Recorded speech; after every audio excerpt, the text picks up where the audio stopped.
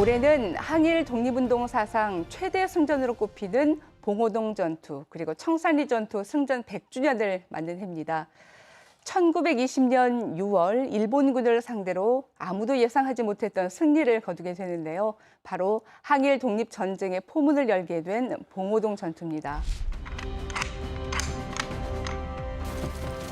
봉오동에서 울려 퍼진 독립군의 총성.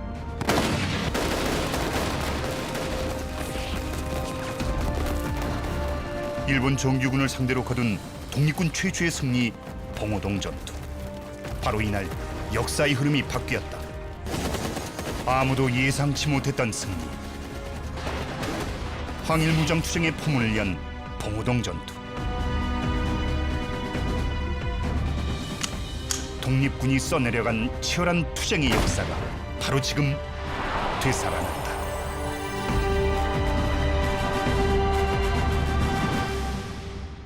이 전투 직후에 일본 당국의 탄압이 있을 걸 예상하고 독립군들은 다시 전투에 대비를 하게 되죠. 그리고 청산리 전투까지 승리로 이끌게 됩니다. 1920년 10월 2일 중국 훈춘시에 위치한 일본 영사관이 중국인 괴한들에게 습격을 받는다. 이른바 훈춘 사건이다. 이 사건을 계기로 일본군은 총 5만 명의 병력을 간도로 출병시킨다. 그러나 훈춘 사건은 일본군이 간도 출병의 구실을 만들기 위한 자작극이었다. 일본의 대대적인 독립군 섬멸 작전이 시작된 것이다. 홍범도 부대를 비롯한 여러 독립군 부대는 일본군과의 일전을 위해 청산리로 모여들었다. 이곳에서 지휘부를 통합하고 군대를 재편성하며 긴밀히 연합한 것이다.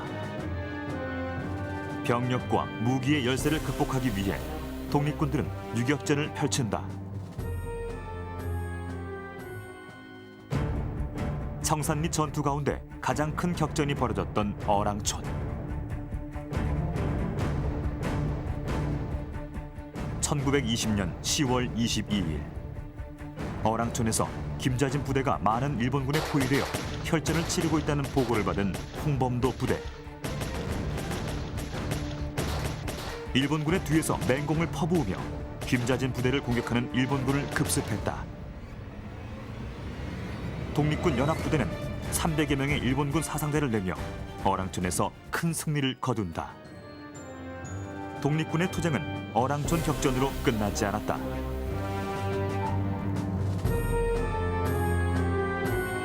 청산리 전투는 백운평을 시작으로 왈루구, 천수평, 어랑촌, 천보산, 고동하 등 청산리 일대에서 일본군과 6일 동안 10여 차례에 걸쳐 벌어졌다. 당시 상해 임시정부는 청산리 전투로 약 1,400여 명의 일본군 사상자가 발생했다고 발표했다. 일본군에 맞서서 승리를 쟁취한 그 순간 독립을 향한 독립군들의 뜨거운 열망을 느낄 수가 있었는데요. 오늘은 봉오동 청산리 전투 100주년을 맞아서 독립운동의 의미를 함께 되새겨보고자 광주대학교 조필군 교수님 모시고 말씀 나눠보겠습니다. 안녕하십니까? 안녕하세요. 반갑습니다. 자, 올해가 봉오동 청산리 전투 승전 100주년이 되고요. 또 대한민국 임시정부 독립전쟁 선포 100주년을 맞는 해입니다. 세계사적 관점에서 볼 때 어떤 의미를 갖는다고 할 수 있을까요? 1919년에 우리 3.1 운동이 일어나고 나서 임시정부가 이제 수립이 됐는데 네. 그 다음해인 1920년을 독립전쟁의 원년으로 선포를 하게 됩니다. 당시 임시정부의 국무총리로 네. 이동희 선생님께서 취임을 하게 되면서부터 우리 간도 지역에 있는 서간도, 북간도 그리고 네. 연해주 이 지역에 독립군들이 활동하고 있었는데 네. 이것을 임시정부 산하에 두고 조직적으로 독립운동을 하기 위해서 네. 임시 군부제라는 것을 만들게 됩니다. 네. 그런 제도를 마련하고 독립전쟁을 선포하게 되었던 거죠. 네. 1919년 3.1운동 이후 임시정부 수립되고 나서 해방이 될 때까지 네. 거의 27년간을 임시정부 주도하에 이렇게 독립운동을 지속했다는 것이 유례가 없는, 세계사적으로 유례가 없는 그런 일이고요. 국내에서뿐만 아니라 독립운동은 그 해외 각지, 그러니까 우리 중국, 러시아 그리고 미주 포함해서 하여튼 세계 각지에서 독립운동이 지역적으로 이렇게 넓은 지역에서 했다는 것도 세계적 의미를 갖고 있습니다. 네. 1920년에 이제 전면적인 독립 전쟁에 나서게 되잖아요. 독립군이 이 봉오동 청산리 전투를 승리로 이끌게 되는데 이 두 전투에서 승리했다는 것은 또 어떤 의미를 갖습니까? 독립군들이 총을 들고 목숨을 건 싸움이었거든요. 네.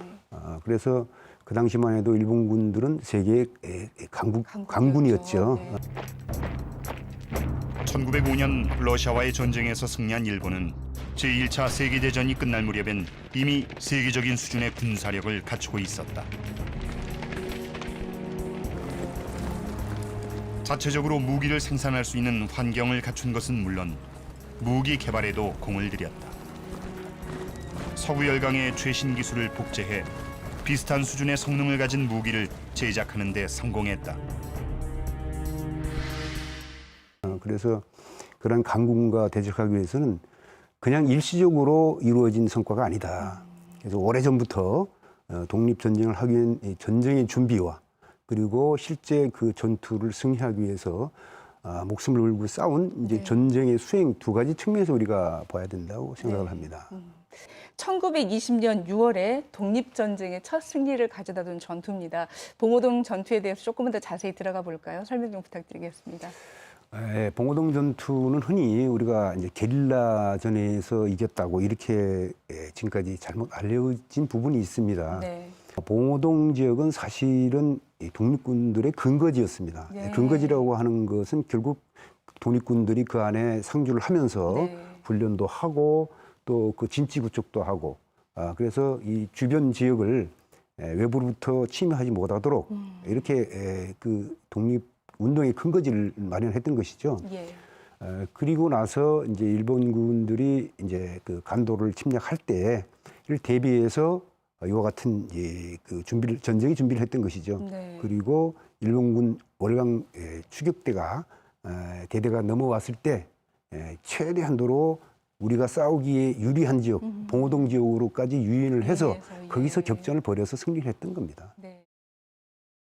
1920년 우리나라 항일 무장투쟁의 첫 승리를 거둔 봉오동 전투 현장은 지금은 댐이 세워지면서 대부분 물속에 잠겼다.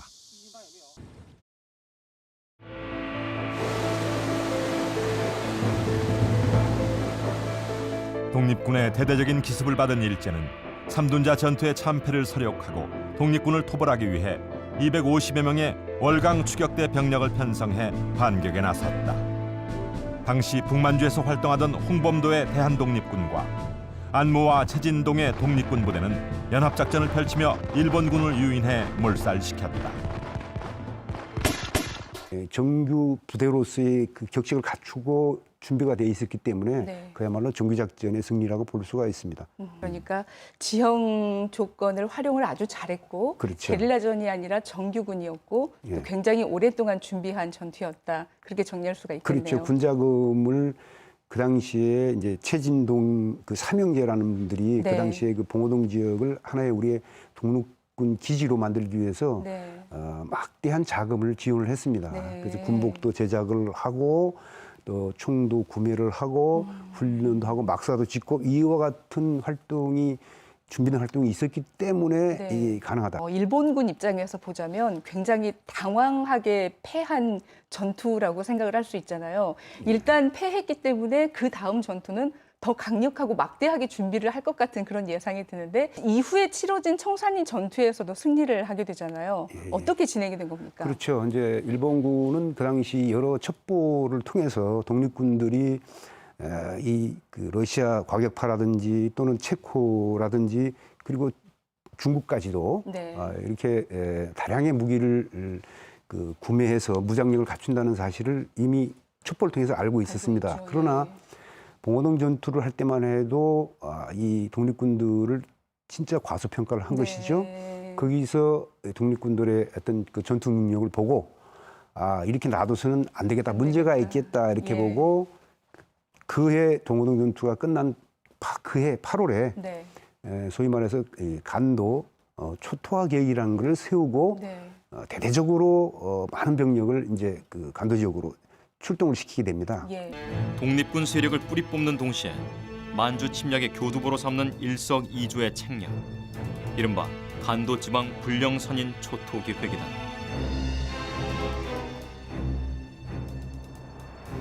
이 대규모 군사 계획에 따라 남쪽에서 조선 주둔 일본군, 동쪽에서 시베리아 출병 일본군, 그리고 서쪽에서 동북 관동군 등 총 2만 병력이 삼면에서 포위하는 작전이 수립됐다. 한반도에 주둔하고 있던 19사단, 네. 20사단, 2개 사단이 이제 한반도 지역에 이제 상주를 했는데 네. 이 19사단이 중심이 되어가지고 20사단 일부와 그다음에 시베리아에 출병 나가 있던 1차 대전 때 나가 있던 이 시베리아 출병 일본군들을 이렇게 차출을 해서 네. 거의 한 사단으로 보면 한 5개 사단, 병력의 규모로 보면 한 2만 5천 명력 25,000 정도 명. 됐죠. 2만 5천 명에 맞선 독립군의 숫자는 어느 정도였습니까? 실제 간도 지역을 거의 말로 초토화하려고 이 많은 병력을 일본군들은 투입을 했는데 네. 실제 중요한 전투가 벌어진 것은 이제 청산리 지역이었죠. 그렇죠. 이 지역에 투입된 병력은 37여단, 1개 여단의 병력이 투입이 됐기 때문에 네. 우리 독립군들은 그 당시에 홍범도 연합부대를 포함해서 한 북로군정서 그다음에 이와 같은 이 연합부대 다 포함하면 한 2,800여 명 정도, 그러니까 실제 청산리 계곡에서 청산리 일대에서 벌어졌던 병력의 규모는 사실은 한 2대1 정도로 볼 수 있습니다.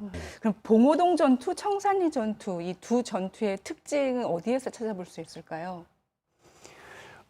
흔히 봉오동 전투는 이제 이 독립전쟁의 제1회전이다. 우리가 이렇게 흔히들 얘기하는데 맞습니다. 네. 그래서 봉오동 전투는 이 첫 전투로서 의미가 있고요. 네. 이 봉오동 전투는 일본군에게 아주 심대한 영향을 줬죠. 그래서 방어 진지를 구축한 상태에서 유리한 지형으로 유인해서 한 준비된 방어 작전이다. 이렇게 네. 볼 수가 있고요. 청산리 전투는 일본군들의 어떤 간도 토벌로 인해서 일본군들이 추격한다는 정보를 우리가 독립군들이 입수를 했거든요. 네. 그래서 그 당시만 해도 이제 일본군과 접전을 한다는 것은 이제 굉장히 어려움이 있다고 보고 일단 전력을 이렇게 보존하기 위해서 이제 백두산 지역으로 이제 이동을 계획을 하고 이동을 하게 됩니다. 네. 그런 와중에 이제 청산리 계곡에서 이제 마주치게 된 것이죠. 1920년 10월 21일 오전 9시 나뭇가지와 낙엽으로 몸을 숨긴 이들 앞으로 백운평 협곡으로 들어선 일본군의 모습이 보이기 시작했다. 유리한 지형을 선점한 독립군은 현대적 중화기로 무장한 일본군의 화력을 무력화하기 위해 선제 공격을 펼쳤다. 대복 지점으로부터 10여 보 앞에 도달했을 때 독립군 연합부대는 삼면에서 일제히 총 공격을 시도했다. 독립군이 보유한 600여 정의 소총과 6정의 기관총, 2문의 흑표포 화력이 삼면에서 일시에 일본군 머리 위로 쏟아졌다. 20여 분의 교전 끝에 일본군 200여 명이 전사했다. 백운평 전투는 독립군 연합부대의 완벽한 승리였다. 백운평 전투에서 처음 계곡으로 유인을 했고요. 우리는 독립군들은 이미 유리한 산악 고지를 점령하고 있는 상태에서 일본군들은 일렬로 거의 일렬 정도로 밖에 들어올 수 없는 이런 상황이었죠. 네. 거기서 적절하게 유인을 하고 매복을 하고 있다가 기습 작전을 통해서 첫 전투에서 막대한 피해를 주게 됩니다. 그것이 아주 이 청산리 전체 전투를 승리로 이끄는데 아주 큰 영향을 미쳤죠. 그래서 청산리 전투는 첫 전투가 백운평 전투인데 네. 백운평 전투 그다음에 이어지는 천수평, 왈루고, 어랑촌 1년에 10여의 전투가 한 일주일간 이렇게 쭉 벌어지게 됩니다. 네. 이 청산리 지역의 이 전투는 여러 전투들이 수에 걸쳐서 이루어졌기 때문에 네. 이걸 이제 군사적으로 이제 청산리 전역이다, 전역. 캠페인이라고 합니다.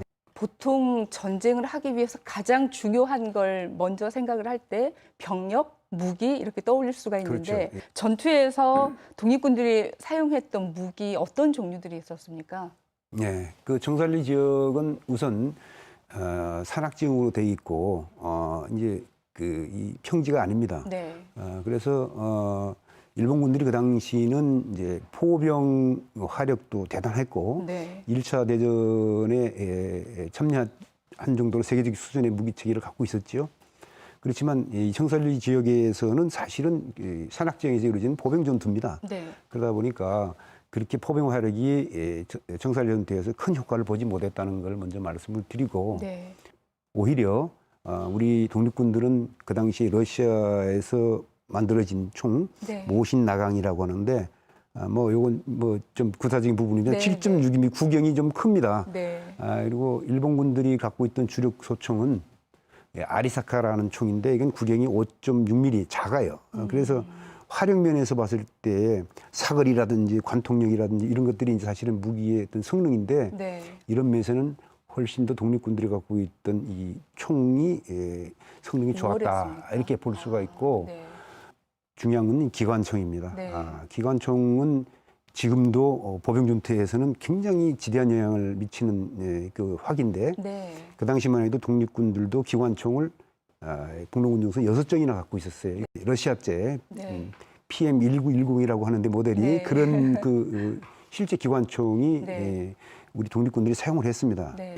당시에 어떻게 무기를 조달을 했을까? 당시 우리 독립군들은 사실은 일본군에 비하면 굉장히 전력 면에서 네. 많이 열악했죠. 그렇지만 이 당시에 1920년에 어떤 우리 각종 사료를 보게 되면 네.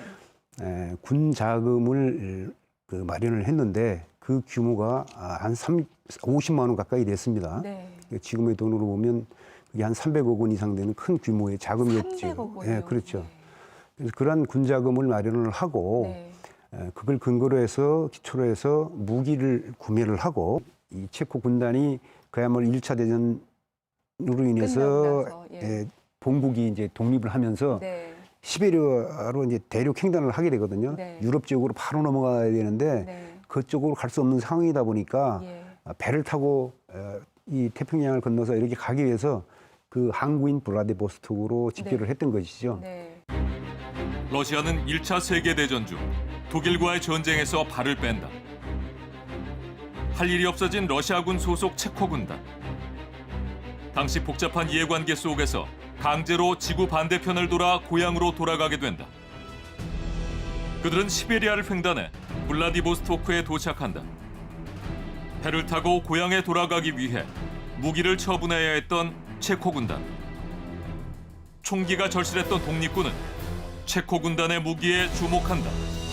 그러니까 이제 체코는 이제 독립을 했고 또 우리는 지금 무기가 식민지 필요하고, 상태고 예. 그렇기 때문에 체코도 식민지 상태에 있었기 때문에 예. 사실은 공감할 수 있는 부분이 있었다고 동병상련이었나요? 동병상련의 어떤 그런 것도 있었다고 봅니다. 여은흥 선생님 같은 분은 그 당시 연해주를 방문하면서 예. 이 체코 군단의 어떤 장군이었던 가이다 장군을 또 만나서 접촉을 한 사실이 있고 또 이 가이다 장군은 또 내중에 임시정부를 거쳐서 이제 귀국하게 되는데 그때 안창호 선생님과 같은 임시정부 요원들과도 만나서 면담을 했습니다. 네. 그런 사정을 놓고 볼 때 분명히 체코 군단이 블라디보스톡에 체류할 때 네. 분명히 고위국과의 어떤 분명한 접촉이 있었기 때문에 그런 통로를 통해서 다량의 무기를 구매할 수 있었다고 할 수 있습니다. 네. 그렇다면 체코군에게서 구입한 그 무기를 독립군이 있는 장소까지 오게 된 굉장히 먼 장거리잖아요. 어떻게 이동을 하게 된 겁니까? 그렇죠. 이제 무기를 구매하는 것도 아주 우리에게는 조로의 기회가 왔지만 네. 또 그것을 실제 독립군들이 위치해 있던 이 대부분의 이 간도 지역으로 이렇게 이동시키게 한 이 운반이 가장 네. 큰 문제였죠. 그래서 이 무기 운반대라는 걸 편성하게 됩니다. 네. 그래서 한 200명 단위로 편성하기도 하고 네. 많게는 한 1,500명까지도 이렇게 운반대를 편성했습니다. 왜냐하면 그 당시에 일본이 이 간도 지역에 굉장히 정보를 수집하고 활동을 많이 했기 때문에 감시도 심했죠. 감시가 심했죠. 네. 그래서 그 운반할 수 있는 그 방법은 주로 이제 야간에 그리고 도수 운반이죠. 사람의 인력에 의해서 하지 지금과 같이 철도나 이 뭐 그 공용 수단을 가지고 하기는 사실은 노출이 심하기 때문에 못했고, 그래서 운반은 이렇게 편성된 무기 운반대 인원들이 각자 어깨에다가 1인당 한 4정씩 이게 어깨에 2정씩 메고, 또 탄약은 또 추가적으로 필요하니까 탄약 등에다 메고 산속으로 이렇게 마적단을 피하고 일본 그 감시를 피하고 이렇게 해가지고 아주 장거리를 이동했기 때문에 네. 굉장히 오랜 시간이 걸렸죠. 네, 연구를 하시면서 시민들, 시청자분들께 전하고 싶었던 말씀 있으면 좀 전해주시죠. 독립군은 사실은 자기의 행적을 다 감추고 갈 수밖에 없는 상황이거든요. 그렇죠. 그러니까 기록에 남지 않은 많은 독립군들이 많이 있다라는 것. 네. 그리고 그런 독립군들이 활동하는 영역이 간도 지역은 우리 대부분의 동포들이 있었기 때문에 네. 동포들의 어떤 이 물적 지원이라든지 네. 여러 가지 그 지원이 없었다면 사실은 독립군은 일본군과 싸워서 이길 수 있는 기반을 마련할 수 없었던 것이죠. 네. 봉오동 전투가 지금까지는 게릴라 전술에 의한 전투로 이렇게 지금까지 인식이 되어 있다는 부분이 빨리 바뀌어야 된다는 겁니다. 잘못된 인식입니다. 봉오동 전투에서 있었던 독립군의 수준과 청산리 전역에 있었던 독립군의 수준은 거의 같은 수준이다 이렇게 보여지고, 네. 봉오동 전투에 참여했던 우리 독립군들의 그 부대 규모도 사실은 정규군의 부대였다 이렇게 저는 보고요. 그런 의미에서 이 봉오동 청산리 전투를 이 시기적으로나 또는 이 공간적으로나 이렇게 봤을 때 하나의 묶음으로 봉오동 청산리 독립전쟁으로 이렇게 불러야 되지 않느냐 이렇게 생각을 합니다. 조국을 되찾기 위해서라면 죽음도 두려워하지 않았던 독립군, 그리고 독립을 향한 뜨거운 의지로 쟁취한 승리. 오늘은 100년 전 독립군이 우리에게 남겨준 위대한 유산의 의미와 가치를 되새겨보는 그런 시간이 되었길 바라면서 집중 인터뷰 마치도록 하겠습니다. 함께해 주신 여러분 고맙습니다. 홍대장이 가는 길에는 1월이 명랑한데 왜 저 곤대가 가는 길에는 비가 내린다. 에야 에야 에야 왜 저 군대가 벽 쓰러진다.